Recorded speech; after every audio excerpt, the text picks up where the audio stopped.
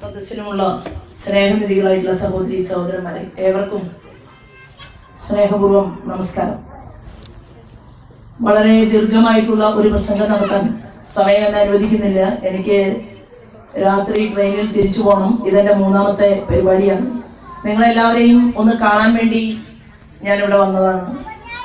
ഇരിങ്ങാലക്കുടയെ സംബന്ധിച്ച് പറഞ്ഞാൽ ഇവിടെ ഓരോ ദിവസവും കേരളത്തിലെ ഭരണകക്ഷിയുടെ ആളുകൾ അവര് പറയും ഇരിങ്ങാലക്കുടയില് കരുവന്നൂര് എന്തായി, ED വന്നില്ലേ, ED അന്വേഷണം നടത്തിയില്ലേ, എന്നിട്ട് ഞങ്ങളുടെ ആളുകളെ ആരെങ്കിലും നിങ്ങൾ പിടിച്ചോ എന്ന് ചോദിക്കുകയാണ്. എങ്ങനെ പിടിക്കും? കണ്ണൂരിൽ നിന്ന് ഒരു സതീശൻ വന്നു. സതീശൻ നമ്പ്യാര് കണ്ണൂരിൽ നിന്ന് ഇങ്ങോട്ടേക്ക് വന്ന് പിണറായി വിജയന്റെ ബിനാമിയായിട്ട് തൃശൂർ ജില്ലയിൽ താമസിച്ചു വരികയായിരുന്നു. പിണറായി വിജയന് വേണ്ടി ജയിലിൽ കിടക്കാൻ ആളുണ്ട്. സതീശൻ ഇത്ര കണ്ട് വിചാരിച്ചില്ല. സതീശൻ വിചാരിച്ചു കോൺഗ്രസ് നേതൃത്വം നൽകുന്ന UPA ഗവൺമെന്റ് പോലെയാണ് NDA ഗവൺമെന്റ്. അതുകൊണ്ട് പാവപ്പെട്ട ഒരു മാർക്സിസ്റ്റ് പാർട്ടിയുടെ ഒരു സ്ത്രീയുടെ തലയിൽ ഈ കേസ് കെട്ടിവെച്ച്, അവരാണല്ലോ മിനിറ്റ്സ് ബുക്കിൽ ഒപ്പുവെച്ചത് സെക്രട്ടറി, ഒരു CPI-കാരിയുടെയും തലയിൽ കരുവന്നൂരിലെ കേസ് കെട്ടിവെച്ച് എല്ലാവർക്കും രക്ഷപ്പെടാം എന്നാണ് വിചാരിച്ചത്.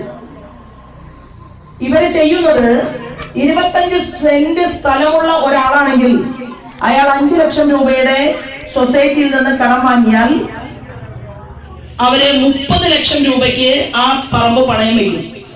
എന്നിട്ട് അപ്പം തന്നെ 25 ലക്ഷം രൂപ പങ്കുവെച്ചെടുക്കും. അതൊന്നും ഓഫാക്കും, കാറ്റ് വേണ്ട. ഞാൻ വെയിലും കാറ്റൊക്കെ കൊണ്ട് പ്രവർത്തിക്കാൻ നല്ല കഴിവുള്ള ഒരാളാണ്. അപ്പൊ ഞാൻ പറഞ്ഞു വന്നത്, അങ്ങനെ കരുവന്നൂരിലെ സഹകരണ സംഘ തട്ടിപ്പ് പോലെ തൃശൂരിൽ കോൺഗ്രസിന്റെ സ്നേഹം കൂടിയിട്ടാണ് അവർ ചെയ്യുന്നത്. അതിനൊന്നും ആവശ്യമില്ല. ഇപ്പോഴും മുട്ടാനുള്ള കഴിവുണ്ട്. അപ്പൊ ഞാൻ പറഞ്ഞു വരുന്നത്, ആ കരുവന്നൂരിലെ സഹകരണ സംഘ തട്ടിപ്പ് പോലെ തൃശൂരില് കോൺഗ്രസിന്റെ നേതൃത്വത്തിൽ വലിയ ഒരു അർബൻ ബാങ്ക് തട്ടിപ്പ് നടന്നു. 2021 ചില പത്രസമ്മേളനങ്ങൾ കേരളത്തിലുണ്ടായി. തൃശൂർ ജില്ലയിൽ പത്രസമ്മേളനം നടത്തി കഴിഞ്ഞാൽ ചില രാഷ്ട്രീയ പാർട്ടിയുടെ നേതാക്കന്മാർ ഒരുമിച്ച് കൂടും. എന്നിട്ട് ബാങ്കിന്റെ പ്രസിഡന്റിനോട് പറയും, ഇത്ര ലക്ഷം തന്നാൽ ഞങ്ങൾ പിന്നെ മിണ്ടില്ല. ആ ലക്ഷങ്ങളൊക്കെ വാങ്ങി പോക്കറ്റിലിട്ടു. ആ മനുഷ്യൻ എന്നെ കാണാൻ വന്നിരുന്നു. അയാളുടെ പേര് ജോയ്. ജോയ് എന്ന് പറയുന്ന വ്യക്തി എല്ലാ രേഖകളും ജോയുടെ കയ്യിലുണ്ട്.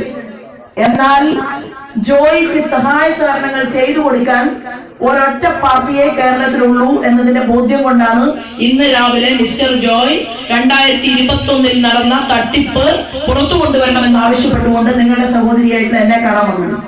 ജോയുടെ ഭാര്യ ഒരു വശം തകർന്ന് തളർന്ന് പാരലൈസിസ് ആയിട്ട് കിടക്കുകയാണ്. മക്കളുടെ വിദ്യാഭ്യാസം മുടങ്ങി. ജോയിയെ അർബൻ ബാങ്കിന്റെ സെക്രട്ടറി സ്ഥാനത്ത് നിന്ന് പുറത്താക്കി. കരുവന്നൂർ സഹകരണ സംഘത്തിൽ എങ്ങനെയാണോ സുരേഷിനെ ആക്രമിച്ചത്, അതുപോലെ തന്നെയാണ് കോൺഗ്രസിന്റെ നേതാക്കന്മാര് ജോയിക്കെതിരെ നടപടി സ്വീകരിച്ചത്. അപ്പൊ കരുവന്നൂരിലെ തട്ടിപ്പിന് നേതൃത്വം കൊടുത്തവര് ഇപ്പൊ TV ചാനലിൽ നിന്ന് പറയാണ്, മോദിയല്ലേ ഭരിക്കുന്നത്, പിന്നെ എന്താ മൊയ്തീനെ പിടിക്കാഞ്ഞത്, പിന്നെ എന്താ പിണറായി വിജയനെ പിടിക്കാഞ്ഞത്? അപ്പൊ ഞാൻ പറയാൻ ആഗ്രഹിക്കുന്നു, 20% വോട്ടുമായിട്ടാണ് ഞാനും നിങ്ങളും കേരളത്തിൽ നിൽക്കുന്നത്. 20% വോട്ടുള്ള ഭാരതീയ ജനതാ പാർട്ടിക്ക് 2.5% വോട്ടിൽ നിന്നാണ് ത്രിപുരയിലെ മുഖ്യമന്ത്രിയെ നമ്മൾ സൃഷ്ടിച്ചതെങ്കിൽ NDAയുടെ നേതൃത്വത്തിൽ ഒരു മുഖ്യമന്ത്രി ഭാവി കേരളത്തിൽ ഉണ്ടാകും. അന്ന് ആഭ്യന്തര വകുപ്പ് നമ്മൾ കൈകാര്യം ചെയ്യും. അന്ന് ഈ കട്ടവനെ കൊണ്ടെല്ലാം ഇതിന്റെ കണക്ക് പറയിപ്പിക്കാൻ ഒരു ഡബിൾ എഞ്ചിൻ സർക്കാർ കേരളത്തിൽ ഉണ്ടാകും. എത്ര കാലം വേണമെങ്കിലും നിങ്ങൾ പാവപ്പെട്ടവന്റെ പോക്കറ്റ് അടിച്ച്, അവന്റെ ഭാര്യ, അവൻ ലക്ഷക്കണക്കിന് രൂപ ബാങ്കിലുണ്ട്, സൊസൈറ്റിയിലുണ്ട്, അത് ചോദിക്കാൻ ചെല്ലുമ്പോ ആ ഭാര്യ അവഹേളിച്ച്, മക്കൾ അവഹേളിച്ച് ഒരുപാട് ആളുകൾ ഇവിടെ കേരളത്തിൽ ആത്മഹത്യ ചെയ്തിട്ടുണ്ടെങ്കിൽ എഴുതി വെക്കണം. എന്റെ പ്രസംഗം കേൾക്കുന്ന കോൺഗ്രസിന്റെ അഴിമതിക്കാരായ നേതാക്കന്മാരും മാർക്സിസ്റ്റ് പാർട്ടിയുടെ അഴിമതിക്കാരായ നേതാക്കന്മാരും ഓർത്തു വെച്ചോളൂ, ഞങ്ങളൊരു പഞ്ചായത്ത് പ്രസിഡന്റിന്റെ തല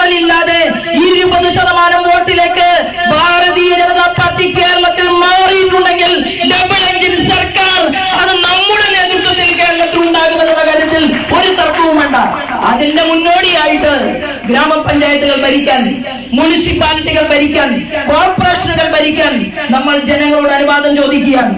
3000 കോടി കട്ടവനാണ് അംബാനി, അല്ലെ? ആ അംബാനിയെ പിടിച്ചത് കഴിഞ്ഞ മാസമാണ്, ആണല്ലോ. 3000 കോടി രൂപ ജനങ്ങളുടെ കബളിപ്പിച്ച് പോക്കറ്റ് അടിച്ച അംബാനിയെ ജയിലിലടയ്ക്കാൻ ഇവിടുത്തെ ഇഡിക്കും സംവിധാനത്തിനും സാധിച്ചിട്ടുണ്ടെങ്കിൽ ഇരിങ്ങാലക്കുടയിലെ സഹകരണ സംഘ കൊള്ള നടത്തിയവൻ നിങ്ങൾ 70 വയസ്സ് കഴിഞ്ഞാലും പിടിച്ചു കൽത്തുറകിലടച്ചിട്ട് ഞങ്ങൾ അവസാനിപ്പിക്കൂ യുദ്ധം എന്ന് പ്രഖ്യാപിച്ചുകൊണ്ടാണ് ഈ കേരളത്തിന്റെ തെരുവീതിയിൽ ഭാരതീയ ജനതാ പാർട്ടി മുന്നോട്ട് പോകുന്നത്. ഇവിടെ ഞങ്ങൾ വോട്ട് ചോദിക്കുന്നത് എന്തിനാണെന്ന് അറിയുമോ?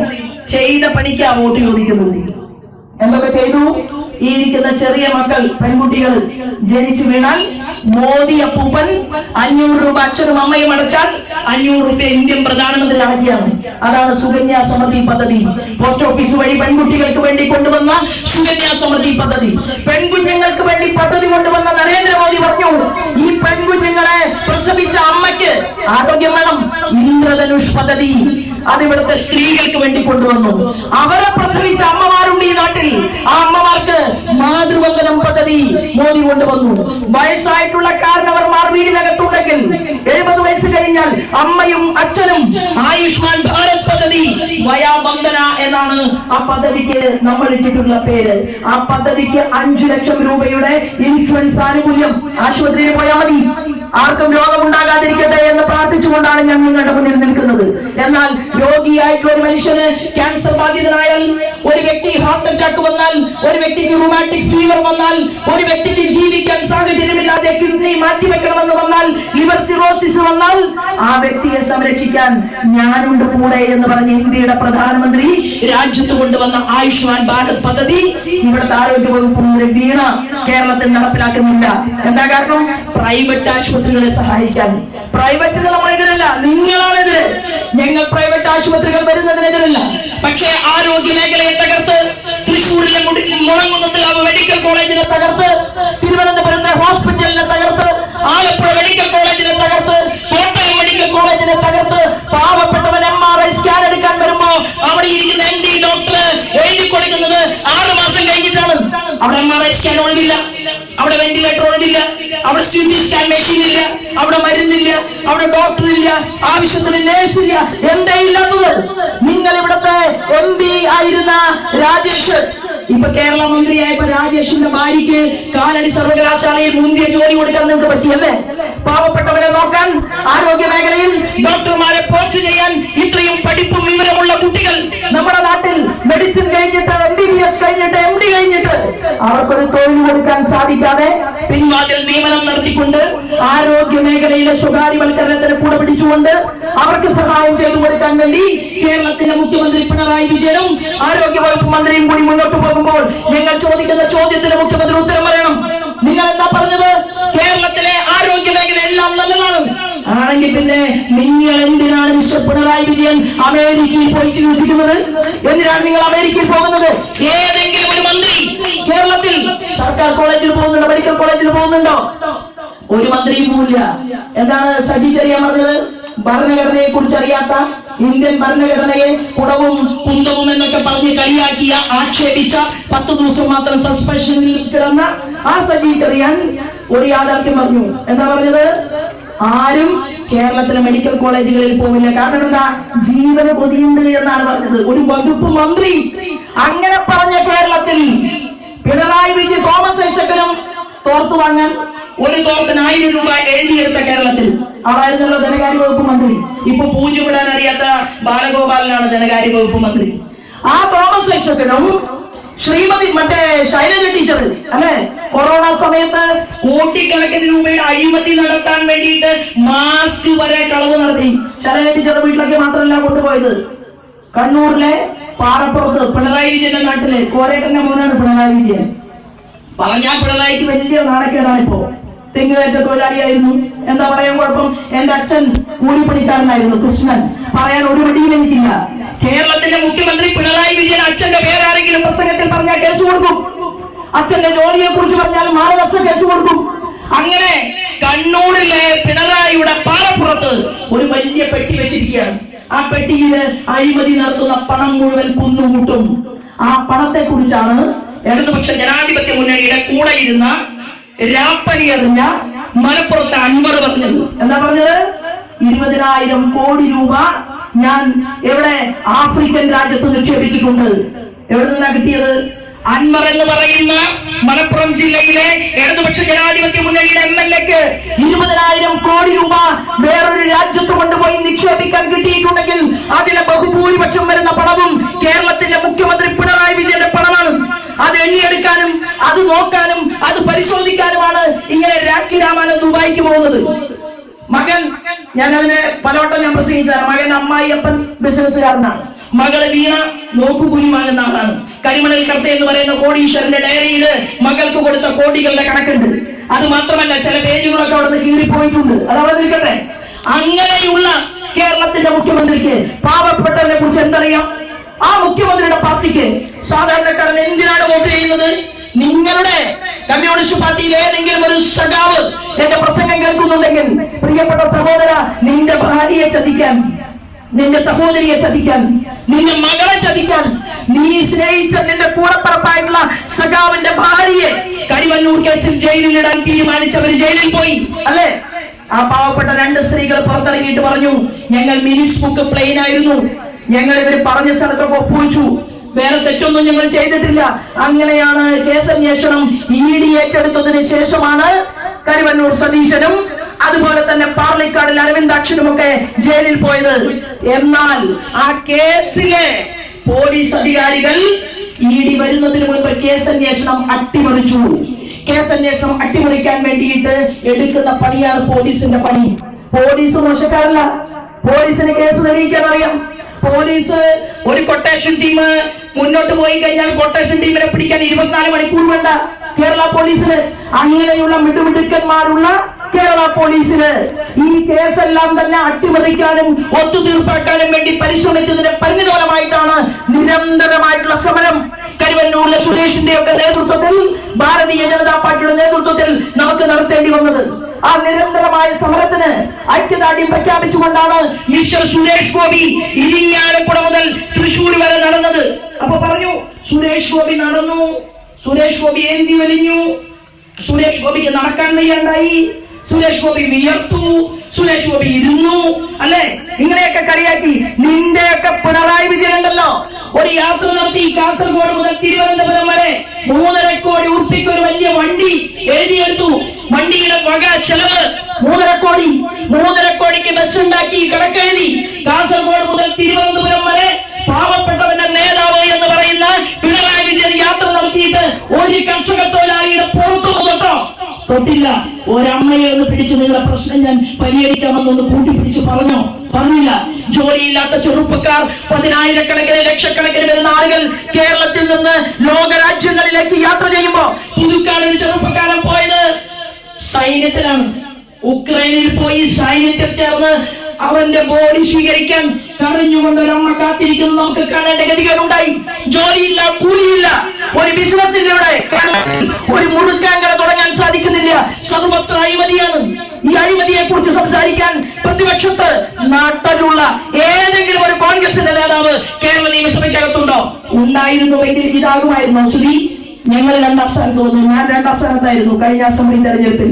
ശ്രീമാൻ സുരേന്ദ്രൻ 2ാം സ്ഥാനത്തായിരുന്നു. നമ്മുടെ കുമ്മനം രാജശേഖരൻജി 2ാം സ്ഥാനത്തായിരുന്നു. ഞങ്ങളെ കഴിഞ്ഞ തവണ അസംബ്ലി തെരഞ്ഞെടുപ്പിൽ 7 പേർ 2ാം സ്ഥാനത്ത് വന്നു. അതിന്റെ തൊട്ടു മുമ്പും ഞങ്ങൾ 2ാം സ്ഥാനത്ത് വന്നു. 10 കൊല്ലം MP ആയിരുന്ന പാലക്കാട്ടുകാരൻ കമ്മ്യൂണിസ്റ്റ് പാർട്ടിയുടെ നേതാവ് NN കൃഷ്ണദാസ് എന്നെ പരാജയപ്പെടുത്താൻ വേണ്ടി ഷാഫി പറമ്പലിന് വോട്ട് മറിച്ചു കൊടുത്ത് 3ാം സ്ഥാനത്ത് പോയി. കഴിഞ്ഞതിന്റെ മുന്നത്തെ തെരഞ്ഞെടുപ്പിൽ എന്നെ പരാജയപ്പെടുത്തി. എന്താ കാരണം? സുരേന്ദ്രനെ മഞ്ചേശ്വരത്ത് പരാജയപ്പെടുത്തി, കുമ്മനത്തെ പരാജയപ്പെടുത്തി. കാരണം എന്താ? നമ്മളൊരു 7 എണ്ണം, ഞാൻ ഉൾപ്പെടെ കേരള നിയമസഭയിൽ പോയിരുന്നുവെങ്കിൽ ഈ അയ്യപ്പന്റെ കട്ടള പൊളിക്കാൻ ഏതെങ്കിലും ഒരുത്തൻ തന്റെ ഇടത്തോടുകൂടി കേരളത്തിൽ ഉണ്ടാകുമായിരുന്നു.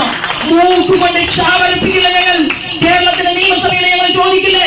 ഇന്ത്യൻ പ്രധാനമന്ത്രി കൊണ്ടുവന്ന 300 പദ്ധതികൾ അവിടെ പോയി. ഇന്ത്യൻ പ്രധാനമന്ത്രി കൊടുത്ത PM ശ്രീ പദ്ധതി എന്തേ നിങ്ങൾ നടപ്പിലാക്കാത്തത്? ഒരു ഗ്രാമത്തിൽ നമ്മുടെ മക്കളെ 1ാം തരം ബെഞ്ചിലിരുത്തി പഠിപ്പിക്കാൻ നല്ല ടെക്നോളജിയുള്ള കമ്പ്യൂട്ടർ വാങ്ങാൻ, നല്ല കരവിരുതുണ്ടാക്കാൻ, അവന്റെ സ്കിൽ ഡെവലപ്മെന്റ് നടത്താൻ കൊച്ചിയിലെ അന്താരാഷ്ട്ര കപ്പലുണ്ടാക്കി ലോകരാജ്യങ്ങളിലേക്ക് കയറ്റി അയക്കാൻ, നമ്മുടെ പ്രതിരോധ വകുപ്പിൽ നിന്ന് ആയുധ സജ്ജീകരണങ്ങൾ വാങ്ങാൻ 22ഓളം വരുന്ന ലോകരാജ്യങ്ങൾ ഇന്ത്യയുടെ മുന്നിൽ കാത്തുകെട്ടി നിൽക്കുമ്പോ അതുപോലെയുള്ള മുടിമുട്ടിക്കന്മാരെ നമ്മുടെ ഗ്രാമങ്ങളിൽ നിന്നുണ്ടാക്കാൻ ഇന്ത്യയുടെ പ്രധാനമന്ത്രി കൊണ്ടുവന്ന PM ശ്രീ പദ്ധതി, ഒരു സ്കൂളിന്, ഒരു ഗവൺമെന്റ് സ്കൂളിന് 1 കോടി രൂപ കൊടുക്കുന്ന പദ്ധതി കളഞ്ഞില്ല ഈ കള്ളന്മാര്. 4 കൊല്ലം 1 കോടി രൂപ പോലും വേണ്ടെന്ന് വെച്ച് കേരളത്തിലെ പാവപ്പെട്ടവന്റെ കുട്ടികള് പഠിക്കണ്ടെന്ന് തീരുമാനിച്ച് അവരോട് പറഞ്ഞു, നീ മയക്കുമരുന്ന് കച്ചവടം ചെയ്താൽ മതി. MDMA, കേരളം മുഴുവൻ MDMA. ഒരു 3 ദിവസം പിണറായി വിജയന്റെ ആഭ്യന്തര വകുപ്പ് ഞങ്ങളെ BJPയുടെ ഏതെങ്കിലും ഒരുത്തന്റെ മുന്നില് നിങ്ങളൊരു 3 ദിവസം തന്നാൽ ഇവന്മാരെയൊക്കെ പിടിച്ച് കെട്ടി അകത്തു കൊണ്ടുപോകാനുള്ള ശക്തി ഭാരതീയ ജനതാ പാർട്ടിക്കുണ്ട്. ആഭ്യന്തര വകുപ്പ് കൈകാര്യം ചെയ്യുന്ന പിണറായി വിജയനോട് ഞാൻ ചോദിക്കട്ടെ, ആലപ്പുഴയിലെ ഏറ്റവും വലിയ മയക്കുമരുന്ന് കച്ചവടക്കാരൻ, ആ മയക്കുമരുന്ന് കച്ചവടക്കാരനെ കുറിച്ചാണ് പാർട്ടി യോഗം ചേർന്ന് വിലയിരുത്തിയപ്പോ പറഞ്ഞു, മയക്കുമരുന്ന് കച്ചവടം ചെയ്ത് ആലപ്പുഴയിലെ കുട്ടികളെ നശിപ്പിക്കുന്നവനെ പുറത്താക്കാൻ തീരുമാനിച്ചു. മുൻ മന്ത്രി സുധാകരൻ പറഞ്ഞു പുറത്താക്കിയേ പറ്റൂ, പുറത്താക്കി. കഴിഞ്ഞ ആഴ്ച അകത്താക്കി. എന്നിട്ടോ ഈ പരിപാടിയുടെ ചിഹ്നവും കൊടുത്തിട്ട് മഹാനവിടെ തെരഞ്ഞെടുപ്പിൽ മത്സരിക്കുകയാണ്. അപ്പൊ ജില്ലാ സെക്രട്ടറി നാസറിന്റെ പ്രസംഗം എന്താണ്? ഇന്നലെ വരെ സഖാവ് ഷാനവാസ് കുഴപ്പക്കാരനായിരുന്നു, പക്ഷെ പാർട്ടി ഇപ്പൊ വിലയിരുത്തുന്നു, ഇപ്പോ സഖാവ് ഷാനവാസ് നല്ലവനായി, നല്ല കമ്മ്യൂണിസ്റ്റായി. ഇങ്ങനെ പറഞ്ഞാൽ നന്നാകുമോ? എത്രയോ കുട്ടികളുടെ സിരകളിലേക്ക് മയക്കുമരുന്നിന്റെ വിഷാംശങ്ങൾ എത്തിച്ച, നിരവധിയായിട്ടുള്ള കേസുകളിൽ പ്രതിയായിട്ടുള്ള കേരളത്തിലെ എത്രയോ ലോക്കൽ കമ്മിറ്റി സെക്രട്ടറിമാർ ഈ കേരളത്തിന്റെ മണ്ണിലുണ്ട്. നിഷേധിക്കാൻ പറ്റുമോ? എത്ര വാർത്തകൾ ഉണ്ടായി. തിരുവനന്തപുരം മുതൽ നമ്മളെ കാസർഗോഡ് വരെ പരിശോധിച്ചാൽ നിങ്ങൾ എന്തെല്ലാം കുഴപ്പങ്ങളാണ് ഈ കേരളത്തിന്റെ മണ്ണിൽ ചെയ്യുന്നത്. എന്താ കാരണം? കോൺഗ്രസ് ആണ്. കോൺഗ്രസ് എതിർക്കുന്നില്ല. കേരള നിയമസഭയിൽ എണീക്കുന്നത് കൊണ്ട് കോൺഗ്രസ് 2 പ്രസംഗം നടത്തും. രാത്രിയാവുമ്പോ പിണറായി വിജയനെ വിളിക്കും. ആര്? VD സതീശൻ. വിജയേട്ടാ, ഞാൻ കാര്യങ്ങളൊക്കെ പറഞ്ഞത് ശരിയല്ലേ? നമുക്കിനി എന്നാണ് സദ്യക്ക് ഒരുമിച്ചിരിക്കേണ്ടത്? എന്നിട്ട് ഒരുമിച്ച് സദ്യക്കിരിക്കുന്നതും കുഴച്ചും ഉരുട്ടി വീഴുന്നതും എത്ര തവണ കേരളത്തിൽ നമ്മളൊക്കെ കണ്ടു. നിങ്ങൾ പ്രതിപക്ഷമാണോ? നിങ്ങൾ കേരളത്തിലെ പ്രതിപക്ഷമാണെങ്കിൽ ഇവിടുത്തെ ST മേഖലയിൽപ്പെട്ട ആളുകൾക്ക് വയനാട്ടിലേക്ക് കൊണ്ടുവന്ന കോടിക്കണക്കിന് രൂപയുടെ കണക്കെന്താ VD സതീശൻ നിയമസഭയിൽ ചോദിക്കാത്തത്? നിങ്ങൾ പ്രതിപക്ഷമാണെങ്കിൽ പാലക്കാടിൽ അഴിമതി നടത്തിക്കൊണ്ട് ഷാഫി പറമ്പിലിന്റെ നേതൃത്വത്തിൽ അട്ടിമറിക്കപ്പെട്ട മെഡിക്കൽ കോളേജിന്റെ കണക്കെന്താ ചോദിക്കാത്തത്? നിങ്ങൾ പ്രതിപക്ഷമാണെങ്കിൽ ഇവിടുത്തെ റോഡുകൾ, ഗ്രാമീണ സടക്ക് യോജന റോഡുകൾ എന്താ വരാത്തത്? നിങ്ങൾ പ്രതിപക്ഷമാണെങ്കിൽ ജലധൻ പദ്ധതിയുടെ കുടിവെള്ളം എന്താ എല്ലാ വീടുകളിലേക്കും എത്തിക്കാത്തത്? നിങ്ങൾ പ്രതിപക്ഷമാണെങ്കിൽ, നിങ്ങൾ പ്രതിപക്ഷമല്ലാത്തത് കൊണ്ടാണ് ഇന്ത്യയിൽ നമ്മൾ NDA, ഭാരതീയ ജനതാ പാർട്ടി നേതൃത്വം നൽകുന്ന NDA ഒരു ഭാഗത്ത്, മറുഭാഗത്ത് ഉത്തരാഖണ്ഡിലെ കോൺഗ്രസിന്റെ മുൻ മുഖ്യമന്ത്രി ആണ്. എവിടെയപ്പോ? BJP-കാരനായി നമ്മളെ കൊടി പിടിക്കുക. ആസാം ഹിമന്ത, കോൺഗ്രസിന്റെ വലിയ നേതാവ്, ഭാരതീയ ജനതാ പാർട്ടിയിൽ ചേർന്നു. ജനങ്ങൾക്ക് നല്ല കാര്യങ്ങൾ ചെയ്തു കൊടുക്കാൻ തീരുമാനിച്ചു. ആസാമിന്റെ മുഖ്യമന്ത്രിയായിട്ട് ഇപ്പൊ ആസാമിനെ ഭരിച്ചുകൊണ്ട് മുന്നോട്ട് പോവുകയാണ്. ഇവിടെ കരുണാകരന്റെ മകൾ ശ്രീമതി പത്മജ, കോൺഗ്രസ് നല്ലതാണെങ്കിൽ പത്മജ ഇപ്പൊ നമ്മുടെ കൂടെ ചേരുമോ? നമ്മുടെ കൂടെ ചേർന്നു. കാരണം കോൺഗ്രസിന്റെ പ്രത്യേക ശാസ്ത്രവിരുദ്ധതയല്ല, കോൺഗ്രസിനെ നയിച്ചുകൊണ്ടിരിക്കുന്ന രാഹുൽ ഗാന്ധിയെ ഉപദേശിച്ച് വിളക്കാക്കുന്ന KC വേണുഗോപാലിനെ പോലെയുള്ള നേതാക്കന്മാരാണ് ഇന്ന് കോൺഗ്രസിന്റെ ശാപവും ഭാരവും. അതുകൊണ്ട് ആകെ മത്സരിക്കാൻ ബാക്കിയുള്ള പ്രിയങ്കയ്ക്ക് മത്സരിക്കാൻ വയനാട് വേണം. അതുപോലെ തന്നെ നമ്മുടെ രാഹുൽ ഗാന്ധിക്ക് മത്സരിക്കാൻ വയനാട് വേണം. കേരളത്തിൽ അവർക്ക് ക്ഷീണം വന്നാൽ വിളിക്കാൻ പിണറായി വിജയൻ, സ്റ്റാലിനും പിണറായി വിജയനും ലല്ലുവും കില്ലുവും എല്ലാവരും ചേർന്ന് ഇന്ത്യ മുന്നണി ഉണ്ടാക്കി. ആ ഇന്ത്യ മുന്നണി ഉണ്ടാക്കിയിട്ട് നരേന്ദ്രമോദിയെ ഇപ്പൊ പരാജയപ്പെടുത്തുമെന്ന് പറഞ്ഞു. നരേന്ദ്രമോദിക്ക് പകരം വെക്കാൻ നമ്മൾ കേട്ടിട്ടില്ലേ, വടക്കമ്പാട്ടില് പറയുന്നത് പോലെ ആണൊരുത്തൻ ഇവിടെ ജനിച്ചിട്ടില്ല മക്കളെ എന്നാണ്. നരേന്ദ്രമോദിക്ക് സമം നരേന്ദ്രമോദി മാത്രമാണ്. കാരണം നരേന്ദ്രമോദി പറഞ്ഞു, ആദ്യം പാർലമെന്റിൽ തൊട്ട് നമസ്കരിച്ച് അകത്തേക്ക് കയറുമ്പോൾ അദ്ദേഹം പറഞ്ഞു, എന്റെ ഒന്നാമത്തെ പ്രയോറിറ്റി എന്ന് പറയുന്നത് അമ്പലങ്ങൾ കെട്ടലല്ല, എന്റെ ഒന്നാമത്തെ പ്രയോറിറ്റി എന്ന് പറയുന്നത് എന്റെ പെൺകുട്ടികളുടെ, എന്റെ കൗമാരപ്രായക്കാരായിട്ടുള്ള എന്റെ മക്കളുടെ, എന്റെ അമ്മമാരുടെ മാനം സംരക്ഷിക്കാൻ വേണ്ടി സ്വച്ഛ് ഭാരത് പദ്ധതി കൊണ്ടുവരണം രാജ്യം മുഴുവൻ. അതായിരുന്നു ശ്രീമാൻ നരേന്ദ്രമോദി പറഞ്ഞത്.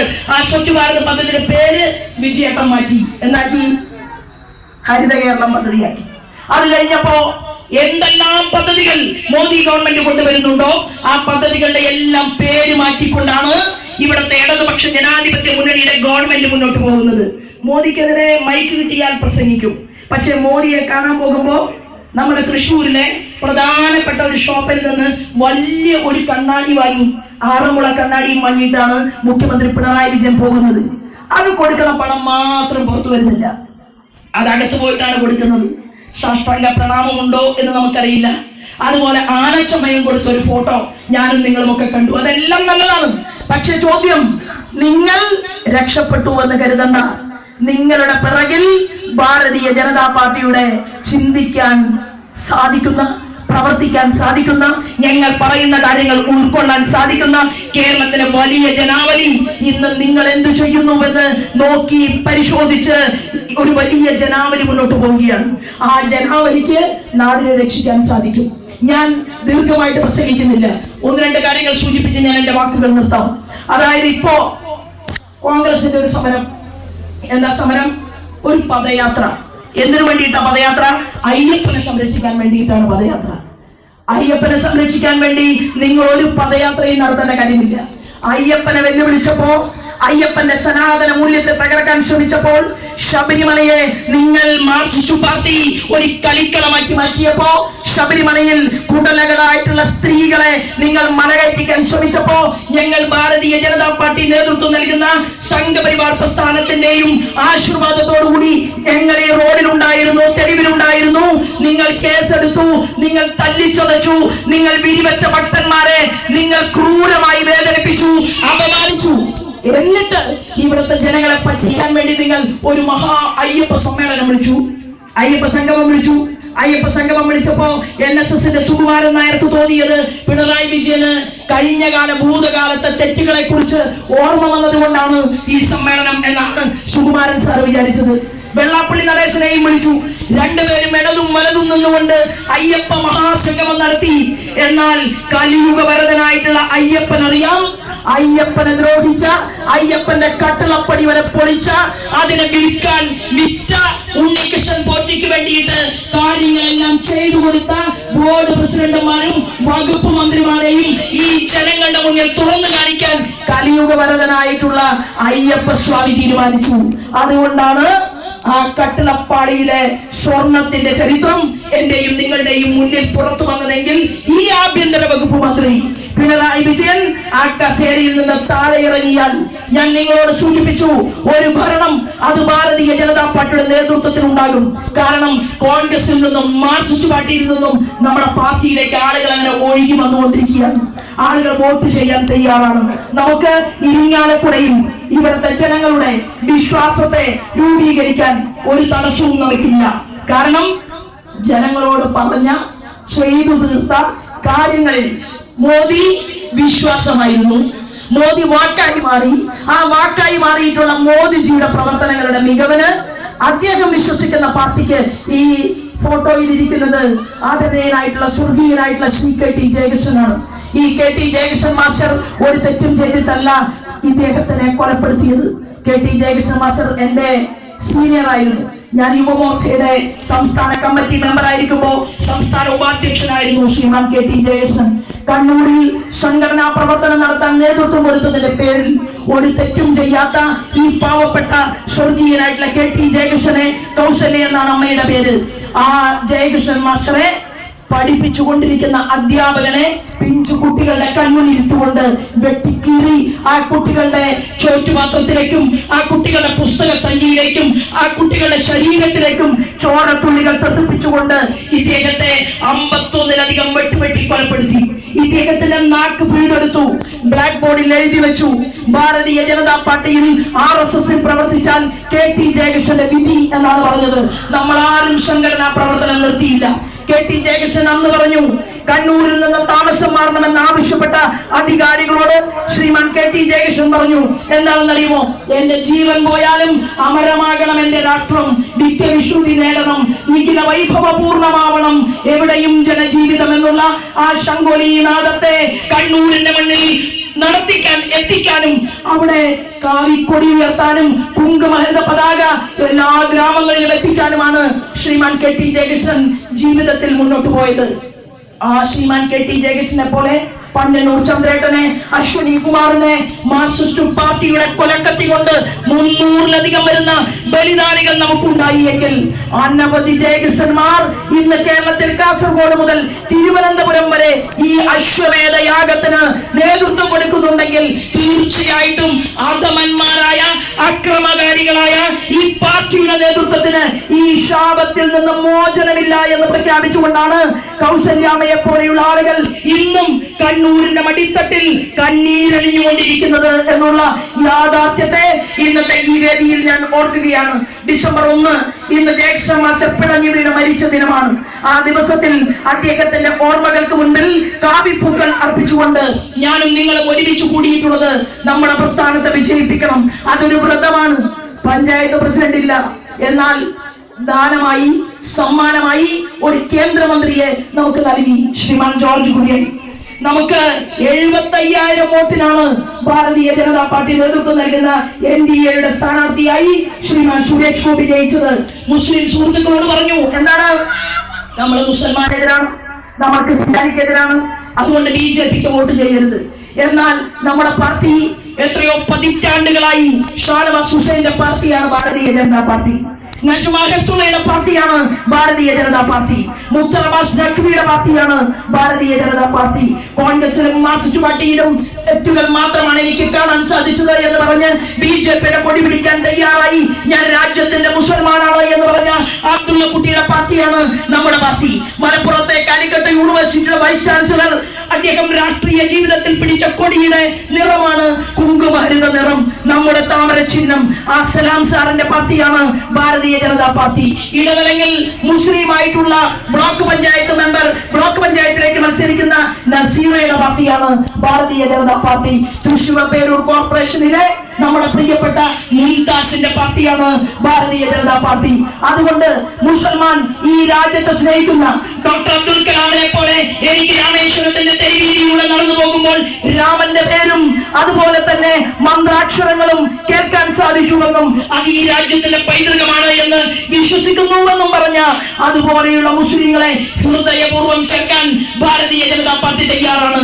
എന്നാൽ മദനിയെ പോലെ വർഗീയ വിഘടനവാദികൾക്കെതിരെ നല്ല നാട്ടം നിവർത്തി നിന്നുകൊണ്ട് രാജ്യത്തെ ദ്രോഹിക്കാൻ വന്നാൽ ഇന്ത്യയുടെ പ്രതിരോധ വകുപ്പിനെ നുഴഞ്ഞുകയറ്റം നടത്തിക്കൊണ്ട് രാജ്യത്തേക്ക് കടന്നുകയറ്റം നടത്തിയാൽ, നിങ്ങൾ ഡൽഹിയില് ബോംബ് സ്ഫോടനം നടത്തിയാൽ ഇന്ത്യയുടെ പ്രധാനമന്ത്രി ഇംഗ്ലീഷിൽ പ്രസംഗിച്ചു എന്നാണ് അവസാനിപ്പിച്ച് കളയുമെന്ന് പറഞ്ഞപ്പോൾ അവസാനിപ്പിച്ച് ഭീകരനെ കളയാൻ തന്നെ ഇടമുള്ള ഭാരതീയ ജനതാ പാർട്ടി നേതൃത്വം നൽകുന്ന NDAയുടെ ഭരണകൂടം അത് ഈ രാജ്യത്ത് മുന്നോട്ട് പോകുമ്പോൾ ആ ഭരണകൂടത്തിന്റെ മന്ത്രിമാരുടെ വകുപ്പുകളുടെ അനുവദിക്കപ്പെട്ട കോടികളുടെ ചരിത്രം പറഞ്ഞുകൊണ്ട്, യാഥാർത്ഥ്യം പറഞ്ഞുകൊണ്ട് നിങ്ങൾ ഓരോ വീടുകളിലും കയറി വോട്ട് ചോദിക്കണം എന്ന് മാത്രം സൂചിപ്പിച്ചുകൊണ്ട് ഇവിടെ മത്സരിക്കുന്ന മുഴുവൻ സ്ഥാനാർത്ഥികൾക്കും നമ്മുടെ ചിഹ്നമായിട്ടുള്ള NDAയുടെ ചിഹ്നം കലവും ചില പ്രദേശങ്ങളിൽ കുടം ചിഹ്നമാണ് അവർക്ക് കിട്ടിയിട്ടുള്ളത്.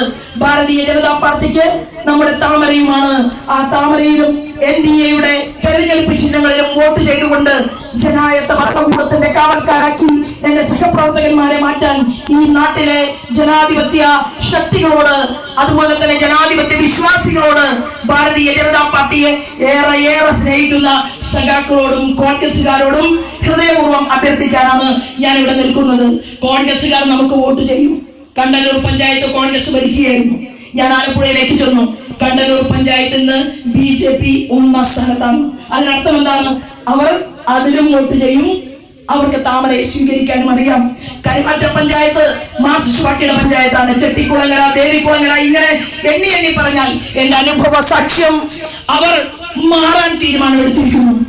അവർക്ക് ഓട്ടോറിക്ഷയ്ക്ക് കൊടുത്ത് കടവും അമ്മയുടെ കുടുംബശ്രീയും അടൽ ബിഹാരി വാജ്പേയിയാണ് കുടുംബശ്രീ കൊണ്ടുവന്നതെങ്കിലും അമ്മ കുടുംബശ്രീയിൽ പോകുമ്പോൾ ADS-ഉം CDS-ഉം പറഞ്ഞു കൊടുക്കുന്ന കാര്യങ്ങളും കേട്ട് ഭയപ്പെട്ടിരിക്കുന്ന അമ്മമാരെയും അതുപോലെ തന്നെ ചെറുപ്പക്കാരെയും ഒക്കെ നിങ്ങൾ ധൈര്യം കൊടുക്കുക.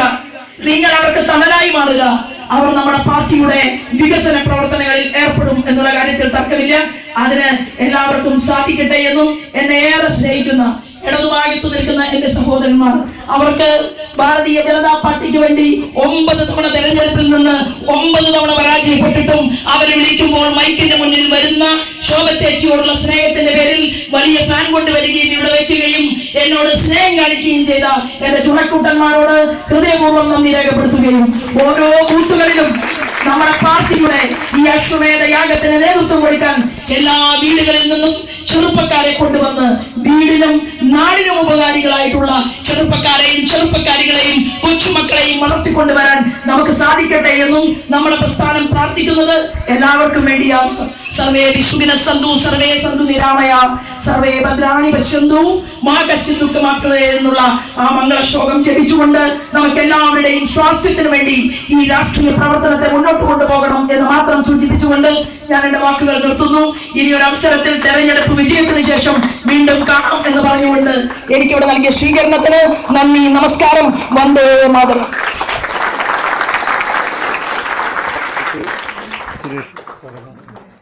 അടുത്തായി നമ്മുടെ സ്ഥാനാർത്ഥികളെ ഷാൾ അണിയിച്ച് സ്വീകരിക്കുന്നു.